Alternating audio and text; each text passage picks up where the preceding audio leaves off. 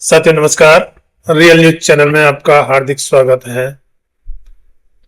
सरकार और कहेंगे देश की राजनीति में बड़ी उठापटक का दौर है। चुनाव आयोग के पीछे जनता लगी हुई है। फिलहाल तो पोजीशन ऐसी है कि जनमानस के दिमाग पर चुनाव आयोग की गड़बड़ी, वोटों में गड़बड़ी और भारतीय जनता पार्टी के लिए काम करने का जो आरोप चुनाव आयोग पर लग रहा है वो जनमानस के दिमाग पर छाया हुआ है।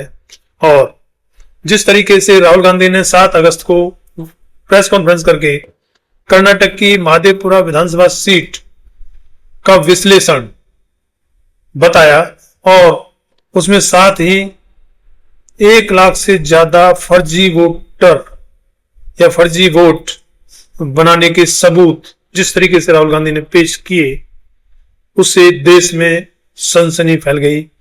और पहले तो चुनाव आयोग को संदिग्ध माना जाता था, लेकिन अब जनता में ये साफ रुझान बन रहा है कि चुनाव आयोग भारतीय जनता पार्टी का एजेंट बन के काम कर रहा है, जो देश के लोकतंत्र के लिए बहुत ही गलत चीज है और खतरनाक संकेत है। लोकतंत्र के लिए चुनाव प्रक्रिया सबसे पहली सीढ़ी होती है और अगर वहीं इतना घालमेल हो जाए तो लोकतंत्र कैसे टिक पाएगा। लेकिन चुनाव आयोग के मुख्य चुनाव आयुक्त ज्ञानेश कुमार गुप्ता को इस बात का कोई फर्क नहीं पड़ता है। उन्होंने कल दिनांक 17 अगस्त को प्रेस कॉन्फ्रेंस की। हालांकि उसको भी भारतीय जनता पार्टी का राजनीतिक स्टंट बताया जा रहा है कि 7 अगस्त को राहुल गांधी के द्वारा इतना बड़ा खुलासा करने के बावजूद भी चुनाव आयोग ने अपना मुंह नहीं खोला। वरना होना तो ये चाहिए था कि जिस तरीके से राहुल गांधी ने ये खुलासे किए तो उन पर चुनाव आयोग को विनम्रता के साथ में कहना चाहिए था और राहुल गांधी को धन्यवाद करना चाहिए था कि जी आपके लिए धन्यवाद, आपने ये चीज ढूंढ के हमें बताई और अब हम इस पर जांच करके संबंधित लोगों के खिलाफ कार्रवाई करेंगे। लेकिन यह ना करके चुनाव आयोग चुप्पी साध गया और उसके उलट जो कर्नाटक चुनाव आयोग स्टेट का है उसने जरूर राहुल गांधी को शपथ पत्र देने के लिए कह दिया और माफी मांगने के लिए, शपथ पत्र या फिर माफी मांगने के लिए कह दिया। वरना इसके अलावा केंद्रीय चुनाव आयोग ने बिल्कुल भी कुछ नहीं बोला, जो कि इतना बड़ा खुलासा था। लेकिन उसके बाद में अब जब राहुल गांधी बिहार में वोट अधिकार रैली या वोट अधिकार यात्रा जो कल 17 अगस्त से ही शुरू हो रही थी और वही टाइम वही डेट चुनाव आयोग ने चुनी और कहा प्रेस कॉन्फ्रेंस करेंगे और उन्होंने 17 अगस्त को प्रेस कॉन्फ्रेंस की भी। लोगों को, पत्रकारों को, राजनीतिज्ञों को, सभी को बड़ी उम्मीद थी कि इतना बड़ा संशय जो जनता में जा रहा है उसका निराकरण शायद चुनाव आयोग प्रेस कॉन्फ्रेंस के द्वारा करेगा। प्रेस कॉन्फ्रेंस में चुनाव आयोग कोई ऐसी बड़ी चीज लेके आएगा जिससे सभी का मुंह बंद हो जाएगा। लेकिन चुनाव आयोग ने प्रेस कॉन्फ्रेंस में ऐसी कोई बात नहीं कही जिसको ये कहा जा सके कि ये चीज मुख्य चुनाव आयुक्त के नाते ज्ञानेश गुप्ता ने कही है। वही पुरानी रटी रटाई बातें। और अगर उन्हें कोई दिक्कत बताई गई, प्रेस रिपोर्टरों ने जिस तरीके से उन्हें दिक्कत बताई, खुलासे बताई, गड़बड़ी बताई, तो उन पर चुनाव आयोग कानून का पाठ पढ़ाता रहा। ज्ञानेश गुप्ता ने कहा कि अगर वोटर लिस्ट में 2 जगह भी नाम हो जाएगा तो वोट तो एक ही जगह डालेगा, दूसरी जगह तो वोट डाल ही नहीं सकता है। अब इस चुनाव आयुक्त को कौन समझाए कि कितने वीडियो पिछले लोकसभा चुनाव के चले कि जिनमें वो कह रहे थे कि मैं 8 वोट डाल के आया हूं, मैं 7 वोट डाल के आया हूं। लेकिन उनकी तरफ से चुनाव आयुक्त ने चुप्पी साधे रखी। दूसरे,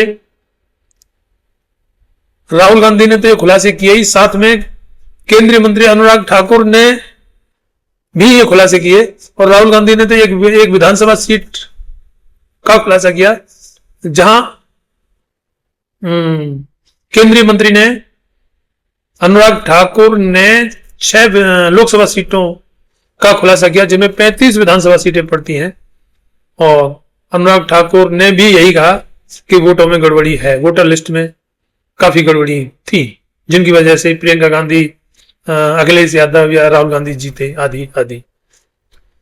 तो इस तरीके से देश की दो बड़ी राजनीतिक पार्टियों के बड़े नेताओं ने इन पर आरोप लगाए। उनमें फर्क ज्ञानेश गुप्ता ने यह रखा कि क्योंकि वो कांग्रेस की तरफ से राहुल गांधी थे तो उनको शपथ पत्र देने के लिए कहा, हलफनामा देने के लिए कहा एक विधानसभा सीट पर खुलासा करने पर, जबकि अनुराग ठाकुर ने 6 लोकसभा सीटों का खुलासा किया।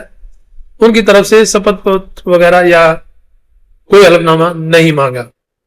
यह चीज चुनाव आयोग की सरेआम दिखाई थी, लेकिन फिर भी ज्ञानेश गुप्ता शर्माए नहीं, उन्हें किसी भी तरीके की कोई हिचक नहीं। दूसरे, चुनाव आयोग का प्रेस कॉन्फ्रेंस करने का तरीका बड़ा अजीब दिखा कि 2 3 4 क्वेश्चन एक साथ ले लो और जिसका जवाब देना हो दे दो, नहीं देना हो तो गोल गोल कर दो।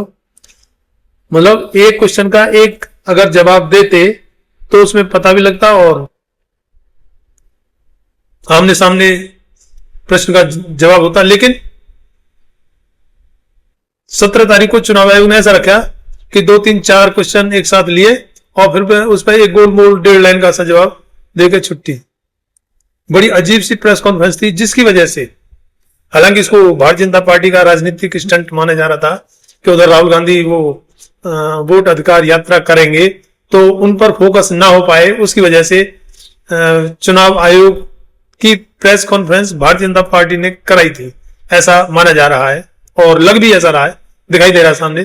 क्योंकि प्रेस कॉन्फ्रेंस में चीफ इलेक्शन कमीशन की तरफ से कोई ऐसी बात नहीं थी कि जिसके लिए प्रेस कॉन्फ्रेंस की कोई जरूरत उन्होंने महसूस की हो। अगर वो प्रेस कॉन्फ्रेंस नहीं करते तो थोड़ी सी साख बची रहती। प्रेस कॉन्फ्रेंस करके सारी बातें उन्होंने खुद एक्सपोज कर दी।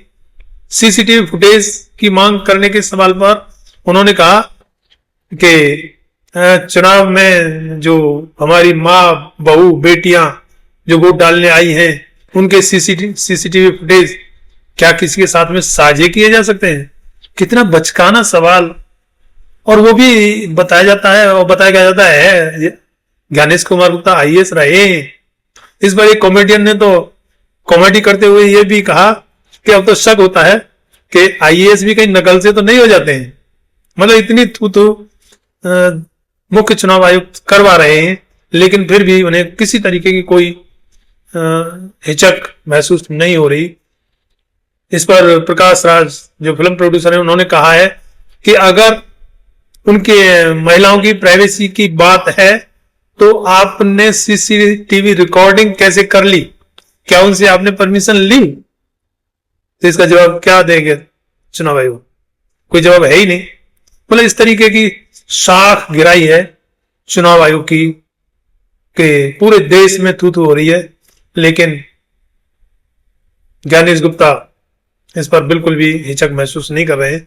इनसे पहले अब तो ये कहा जाने लगा है कि इनसे अच्छे तो राजीव कुमार ही थे।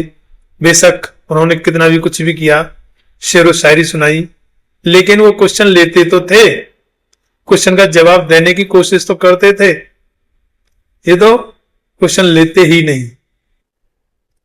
हालांकि राजीव कुमार अग्रवाल के बारे में बताया जा रहा है कि वो देश छोड़ के किसी और देश में जाकर, जिसमें माल्टा देश का नाम लिया जा रहा है, कि वहां भाग गए।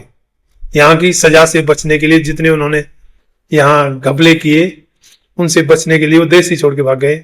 तो ज्ञानेश गुप्ता के कारनामे देखकर भी लग तो ऐसा ही रहा कि जरूर कुछ न कुछ ज्ञानेश गुप्ता ने भी कोई अपनी सेटलमेंट पहले से कर रखी है, वरना इतना खुलेआम 6 लाख वोटों में 1 लाख फर्जी वोट, और वो तो ये जो वहां वोटर लिस्ट में पाए गए उससे पहले कितने वोट काटे होंगे उनका तो भी कोई रिकॉर्ड ही नहीं आया। और वही हाल बिहार में एसआईआर के नाम पर।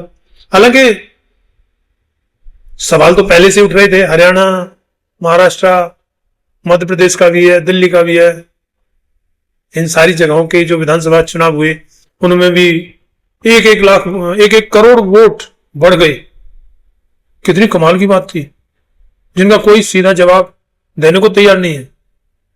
तो ये कैसा लोकतंत्र चल रहा है? विश्व का सबसे बड़ा लोकतंत्र, और उसमें चुनाव आयोग की शाख इतनी नीचे गिर जाए तो चुनाव आयोग बचेगा कहां? शाख या देश का लोकतंत्र बचेगा कहां।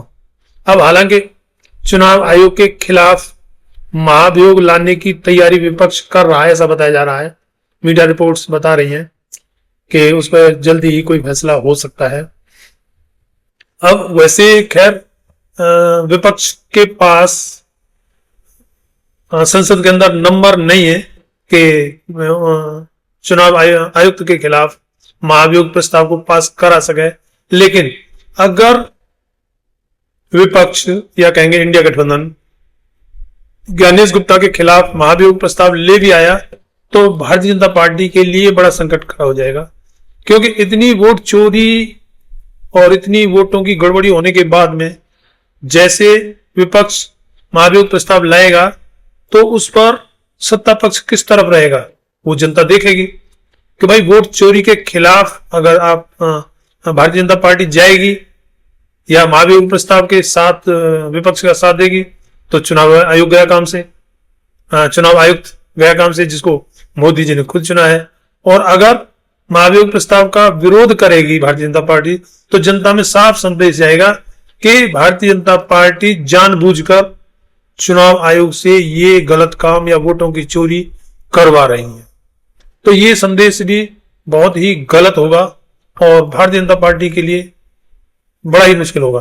तो इस तरीके से माना जा सकता है कि जो इलेक्शन कमिश्नर जो लगाया है, बेशक मोदी जी ने लगाया हो और बेशक वो भारतीय जनता पार्टी के लिए काम कर रहा हो, लेकिन ज्ञानेश गुप्ता ने भारतीय जनता पार्टी के लिए मुसीबत खड़ी कर दी है।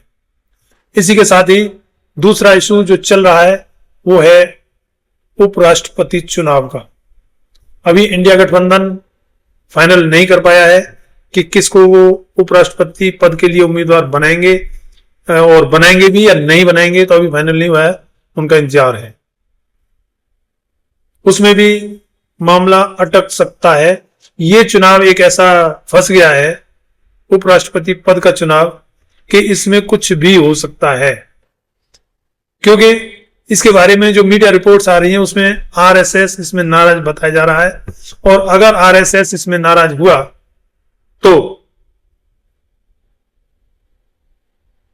सीपी राधाकृष्णन की उम्मीदवारी सिर्फ उम्मीदवारी ही रह सकती है और इंडिया गठबंधन का कैंडिडेट जीत सकता है। जैसा कि अभी 4-5 दिन पहले कॉन्स्टिट्यूशन क्लब के चेयरमैन का जो चुनाव हुआ उसमें राजीव प्रताप रूडी जो पहले से जीतते आ रहे थे, उनके खिलाफ अमित शाह जी ने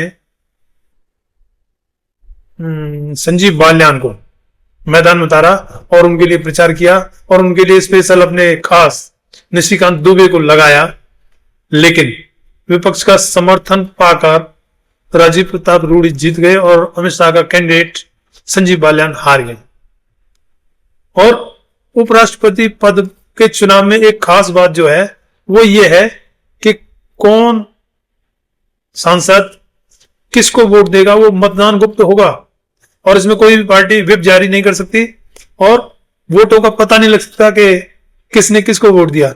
तो ऐसे में जो मोदी शाह के जो खिलाफ लॉबी भारतीय जनता पार्टी के अंदर बताई जा रही है, जिनको मौका नहीं मिल रहा था, क्योंकि मौका तो मोदी शाह ने पहले भी नहीं आने दिया। जब 2024 लोकसभा चुनाव के नतीजे आए उसके बाद में उनको मौका ना मिल जाए, यानी कि जो मोदी शाह के खिलाफ लॉबी है उनको कोई मौका ना मिल जाए, इसलिए मोदी जी ने भारतीय जनता पार्टी की संसदीय दल की मीटिंग ही नहीं बुलाई। जो तरीका ये होता है कि पहले अपनी पार्टी का संसदीय दल का नेता चुना जाता है, उसके बाद में फिर गठबंधन का नेता चुना जाता है और तब शपथ लेते हैं प्रधानमंत्री की। इसमें मोदी जी ने किया यही कि भारतीय जनता पार्टी के संसदीय दल की मीटिंग न बुलाकर एनडीए गठबंधन की मीटिंग बुलाई और वहीं अपने आप को गठबंधन का नेता चुनवाकर शपथ ले ली थी। तो कुछ सांसद ऐसे हैं जिन्हें मौका नहीं मिला, लेकिन उपराष्ट्रपति पद के चुनाव में उनके पास पूरा मौका होगा और वो कुछ भी कर सकते हैं। तो हालांकि उपराष्ट्रपति पद के चुनाव के लिए जो प्रचार मैनेजर बनाए गए हैं वो राजनाथ सिंह को बनाया गया है और किरण रिजिजू को एजेंट बनाया गया है। तो राजनाथ सिंह विपक्ष कहेंगे कांग्रेस के अध्यक्ष खड़गे जी से फोन पर बात कर रहे हैं, और भी विपक्षी दलों से वो बात करेंगे। और वैसे बात तो इस बात के लिए कर रहे हैं कि वो भी पूरा समर्थन सीपी राधाकृष्णन को दें, लेकिन हकीकत यह है कि उन्हें डर लग रहा है कि कहीं उनका कैंडिडेट हकीकत में हार ही ना जाए। क्योंकि अगर भारतीय जनता पार्टी की नाराज लॉबी ने क्रॉस वोटिंग की तो हार हो भी सकती है, इसमें कोई अचरज नहीं होगा। और ये खास मौका अचानक भारतीय जनता पार्टी की नाराज लॉबी को मिल गया है। अब इसमें सरकार या प्रधानमंत्री और गृह मंत्री जी कितना मैनेज कर पाते हैं और कौन सी तरकीब से अपना उपराष्ट्रपति बना ले जाते हैं, ये देखने वाली बात है। खैर, अभी इस वीडियो में इतना ही। पोस्ट को लाइक, शेयर और कमेंट में अपनी राय जरूर दें। पहली बार आए चैनल पर तो चैनल को सब्सक्राइब जरूर करें। धन्यवाद। जय भीम, जय भारत।